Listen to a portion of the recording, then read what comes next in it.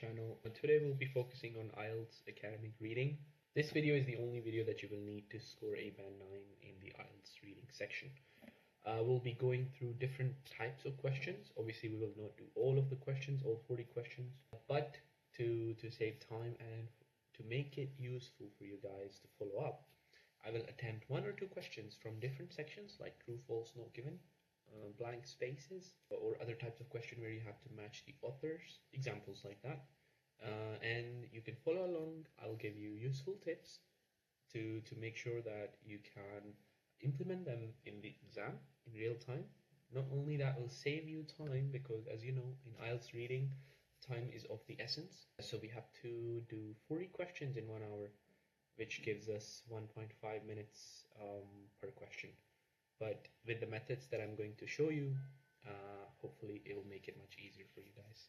So let's get into it. Let's start. All right. So we will now get into this just a second. Okay. So here we have the Ielts reading test. We have chosen this test. The first passage, it starts with Andrea Palladio, an Italian architect. There are questions 1 to 13. So we'll quickly just ignore all of this and quickly go to the questions. First of all, you need to read the questions first. Now, the very famous true, false, and not given that a lot of you struggle with, I will be showing you how to attempt them. Let's say, so reading the question is very important. So do the following statements agree with the information given in reading passage 1?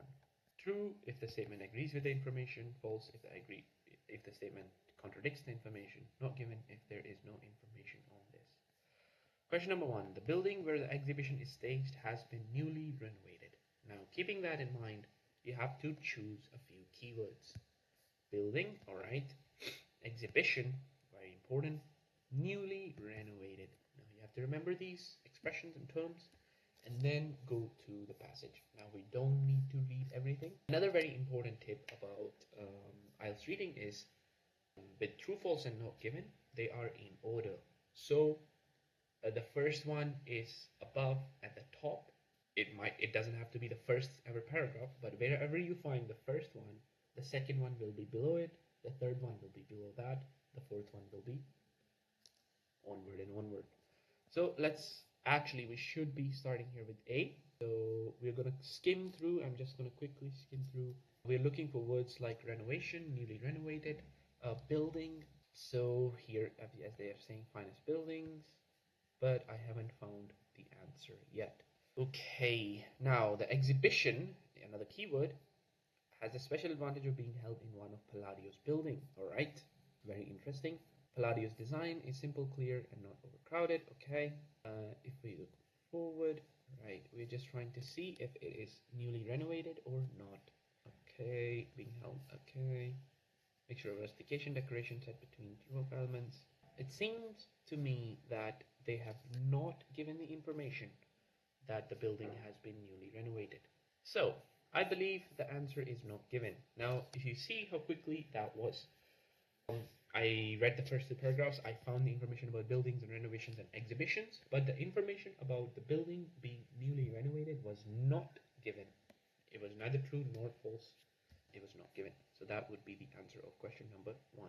Alright guys, so now look at question number 2. Palazzo Barberini the Porto typically represent the Palladio's design. So we're going to see if this is a keyword here, very important, because names cannot be changed in Ielts reading, so they do not change the names. They make sure to keep the name same. Of course, they cannot change the name. And here, Palladio's design. So these two, this name and this expression, Palladio's design, is the key words here, are the key terms here. So we're going to look for those. Now, since we read the first two paragraphs already, but we're going to make sure to not miss anything. So we're going to look here for any, here, as you can see, Palazzo by Barberini da Porto is here. Okay, we will start reading from here. We'll skim through. Okay, so if you can see here, on the second floor, the pediments are alternately curved or pointed, a Palladian trademark. So the person who designs these Andrea Palladio. Obviously, his trademark is Palladian. And if you look at the statement, what does it say? Palazzo Barberan da Porto typically represent the Palladio's design. I would say it's true because Palladian trademark, Palazzo's design, both are similar expressions. They are synonyms to each other. So I would say that this answer is true. Okay, now since we have done this type of questions, you will find the rest here. If you need the link to this this test, please let me know in the comments. I will mention the link for you guys. But if you see the rest, this will be in the C or D and E, and follow along until you finish the questions with question number 6. All right, guys. So let's move forward, and we are going to go to the next one. That is question 8 to 13. Now, very important to read here is choose no more than 3 words from the passage for each answer. Okay, so that's very important. No more than 3 words. First question. What job was Palladio training for before he became an artist?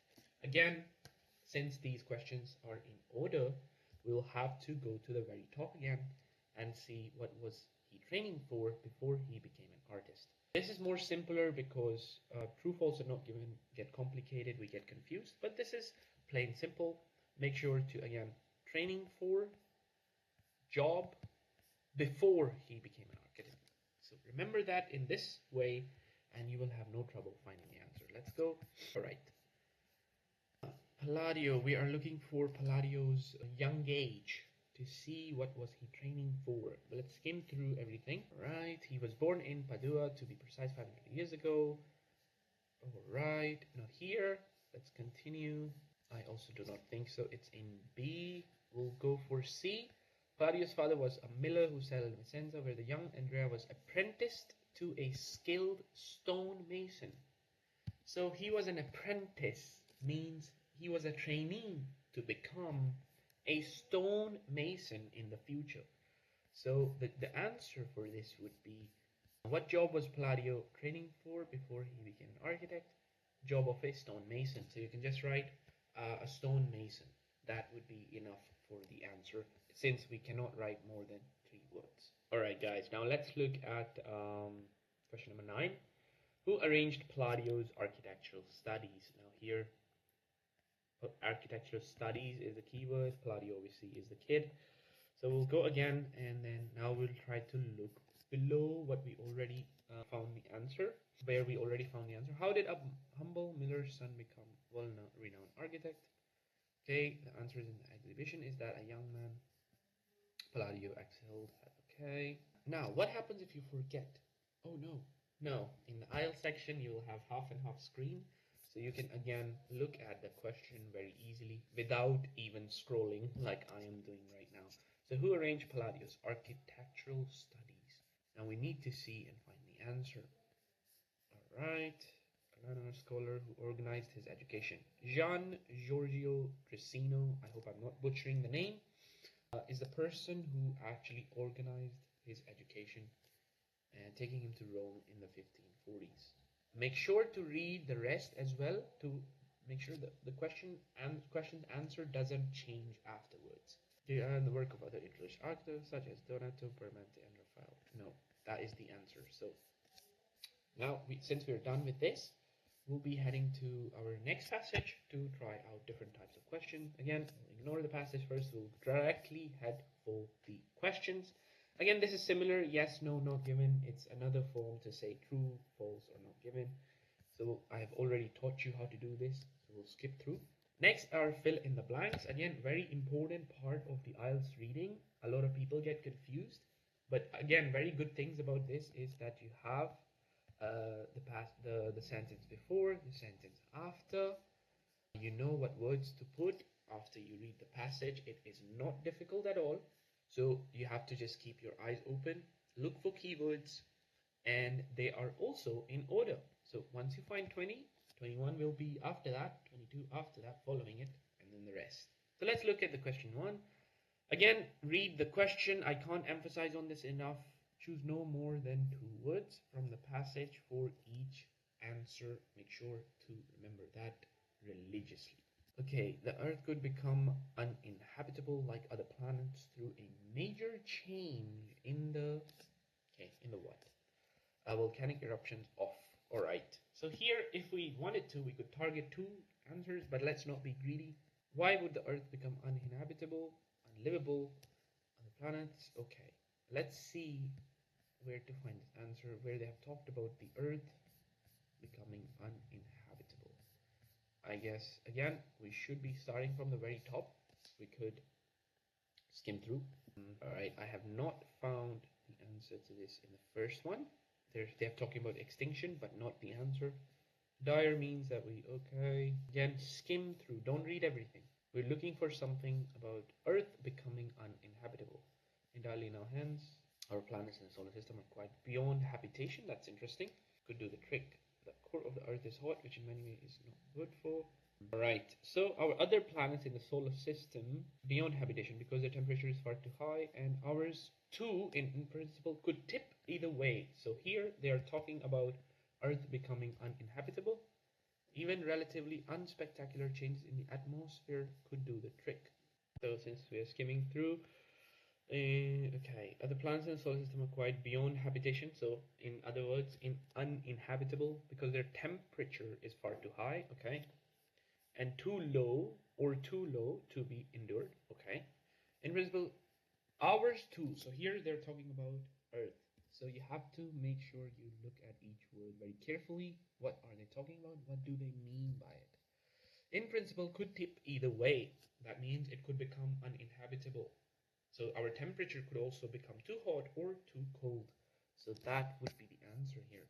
So the answer is the Earth could become uninhabitable like other planets through a major change in the temperature. Okay, just to make sure, we're also going to do one more. Volcanic eruptions of dash can lead to shortages of what? Okay, again, if we were greedy, we could find two answers, but since we are solving for you guys, we're just gonna do one. Volcanic eruptions. Let's see. Oh, we have a big picture of volcanic eruptions. Okay, probably it will be below it. Here we are talking about volcanoes. National Park occupies the caldera. Okay, wait, just to make sure, we will look for other answers here. Among the biggest volcanic eruptions in recent memory, just to make sure, look at the question one more time. Of dash can lead to shortages of dash in a wide area. I think to complete the sentence, we will have to find both the answers. Okay, that is interesting. Let's keep that in mind. What can volcanic eruptions lead to the shortage of? They can seriously harm food production around the world for the season after. Okay, so here, among the biggest volcanic eruptions in recent memory was Mount St. Helens, which threw a cubic kilometer of ash forged in an area where few people live.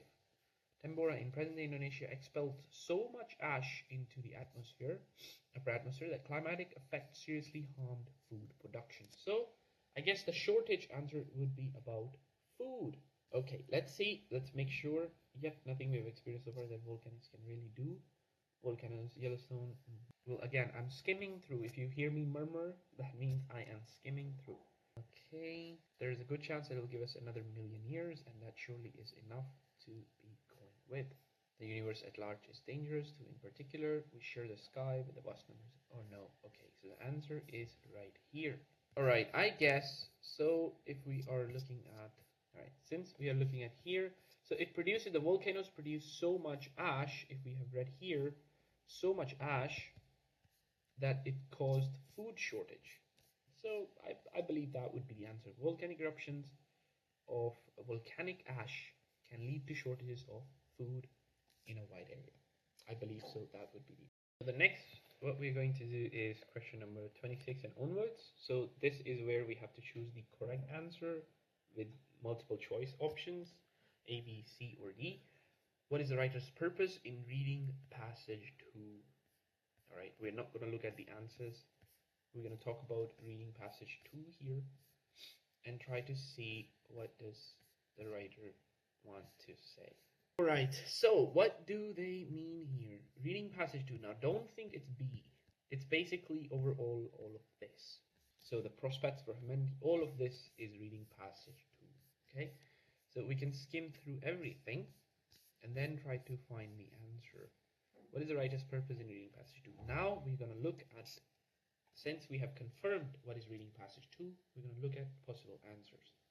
To propose a new theory about the causes of natural disasters, to prove that generally held beliefs about the future are all mistaken, to present a range of opinions currently held by scientists, to argue the need for a general change in behavior. Is he telling us to change our behavior to cause less problems to the environment? Is he saying about a new theory about natural disasters? Is the writer saying that the general held beliefs about the future are mistaken, that we are not doomed, or are we totally doomed? To present a range of opinions, so basically a mixed range of opinions by scientists. So what does the author mean? We're going to look at that. So for this answer, we do have to skim through everything. So this is where you have to be quick. All right. So by Glorious, okay. Here he's talking about in a constant fear for us. Many of his fullest species now seem to be becoming extinct. So here, as you can clearly see, the author is worried about our future. That means that we humans could be in deep trouble. Again, he's again worried. Within the next few centuries, again talking about the future. Our future is not entirely in our hands. Again, the author is worried about the future. Even relatively unspeculated changes in the atmosphere could do the trick. Worried about the future. Okay, if you see, there is a pattern. Yet nothing we have so far experienced shows that volcanoes can really do. And he's saying the Yellowstone could erupt again. Possibility of the future. The universe at large is dangerous too. In particular, we share the sky with vast numbers of asteroids. Again, another possibility for human extinction. On the other hand, the archaeological and the fossil evidence shows that no truly devastating asteroid has struck since the one that seems to have accounted for the extinction of the dinosaurs 65 million years ago. So here he's not so worried because asteroids are nothing to be worried about so much right now. Let's look at the last one. You see how quickly I skimmed through everything. Given average luck on the geological and the cosmic scale, the difference between glory and disaster will be made and is being made. By politics, certain kinds of political systems, strategies would predispose us to long-term survival, and indeed to comfort and security. Okay. Frenetically towards collapse. The broad point is, though, that we need to look at ourselves, humanity, and at the world in general in a quite new light. Our material problems are fundamentally those of biology. We need to think, and we need our politicians to think biologically, do that, and take the ideas seriously, and we're in with a chance. Ignore biology, and we and our fellow creatures haven't a hope. Okay, so he's saying to focus on biology a lot. Our biology makes us everything. He is giving advice to politicians. Haha. Anyways, alright. Okay, so what is the purpose in reading passage 2? To propose a new theory? He's not proposing any new theory. To prove that generally held beliefs about the future are all mistaken? High possibility this is the answer. To present a range of opinions currently, he did not give a range of opinions. To argue the need for a general change in behavior. Alright, so this is also not true because most of the scientists do predict different kinds of disaster that could happen in the future. So this is not true as well. I would say D is the answer here. To argue the need for a general change in behavior for humans to make sure that we have a better future and a safer future. So since we saw question 26, now 27 and 28 are similar. You have to again look at, but it's a new passage since 26 was like a whole wrap up of the whole passage. So there they have given a new passage. Again, you will be able to find the answers the same way I did for 26 in these. And now we go to the next one. That is again a different type or different set of questions. Let's read. Complete each sentence with a correct ending, A to F below. Write the correct letter A to F. Okay, so the sentences are not complete. You have to choose the correct ones, obviously based on the passage here and based on the information given in these passages here. Again, very good thing here that there is a lot of information. You have the whole half sentence, then the rest you have to match according to what is given in the passage. So these ones might be in order or not be in order. Here they are based on information. So you have to look for information, what is presented in front of you. Then you have to go in the passage, try to look for what could match the information. So basically we take the 29 half. So we're going to talk about standard units of weight were in use could be based on.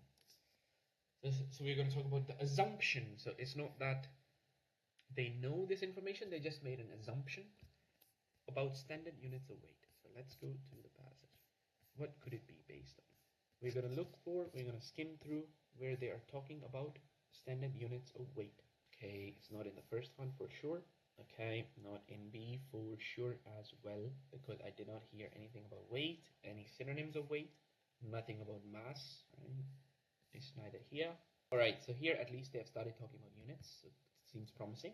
Okay, we have to read the concept of measurements, both weight and number, great, have been formulated. Standard measures may already have been in operation, such as those evidenced by a guaranteed series of lead weights, made in this form, is also evidenced by the notation of units of liquid measure for wine on excavated containers. Right. Okay. The intended functions affect the choice of the day. The production technique around the shape and size. For example, large storage would be needed to store commodities. I'm very confused. I have not found yet the answer. I think it is still here where they have talked about units of weight. Standard measures may have already been in operation, such as those evidenced by a graduated series of lead weights made in disc form found at the site. Okay, let's see if we found something like that in the answer key. 29, the answer is here. The assumption that standard units of weight were in use could be based on. Containers would have been, okay, discovery of a collection of metal discs, the size and type of sailing ships in use. Sorry about that. The physical characteristics. Alright, so okay, the assumption that standard units of weight were in use could be based on. Again, guys, these problems occur, so we're not sure yet for the answer. And we're going to look again. We're going to keep our eyes open. Again, I'm going to look where they talk about measurements. Standard measures may have already been in operation, such as those evidenced by a graduated series of lead weights made in disc form found at the site. The existence of units of capacity in late Bronze Age is also evidenced by the notation of units of liquid measure. Okay, let's see if they have anything about discs here. Metal discs, that was the way. The assumption that standard units of weight were in use could be based on the discovery of collection of metal discs. So they did talk about discs. They found those discs on those sites. So they were different in shapes and sizes. So that's why standard units of measures were present at that time, whatever that time may be in this passage. Let's look at 30. We're going to do one more just to be sure. All right, evidence of the use of standard units of the volume is provided by, okay, volume. Okay, let's see. Most likely I have one answer in my mind, but let's see. The units of liquid measure for wine. The existence of units of capacity in late Rome is also evidenced by the notation of units of a liquid measure for wine on excavated containers. Okay, so we have found two answers very near to each other. So they did talk about also notation of units of a liquid measure for wine. So they had noted they had to make some markings or notes to make sure to count also the liquid. All right, so let's look. 30 evidence of the use of standard units. I would say it is mark found on wine containers. That would be the answer here. Great. So we have done that. The rest of the questions will be easy for you to solve. Again, as I said, if you need the link to this website to solve these full tests, please write comments to me. I will share with you. I hope this video will be very helpful for you. Let's look if we have anything different. Yes, no, not given is just as true, false, not given. And yeah, 39 to 40 is similar to what we did a little while ago with the multiple choice questions. I hope this will be very helpful for you to score a band 8 or a 9. I would say go for a band 9 in IELTS reading. You can easily get it this way of solving the questions. I'm sure this video is the only video that you will need to score high in IELTS reading. If you have any questions, leave them down in the comments. If this video was helpful for you, share it with someone who is practicing for IELTS and especially struggling with the IELTS reading section. Give it a thumbs up, and your support means everything, and that keeps me going. Thank you very much. Have a great rest of the time, and best of luck for your IELTS